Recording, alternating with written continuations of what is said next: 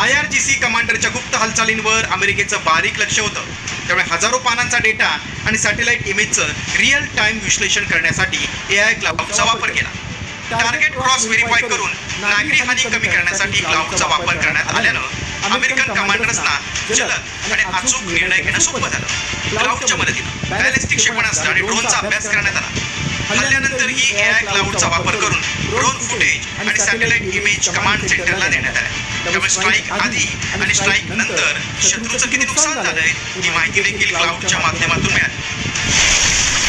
इराणवरील हल्ल्यासाठी AI क्लाउडचा American सैन्याला मोठा फायदा झालाय.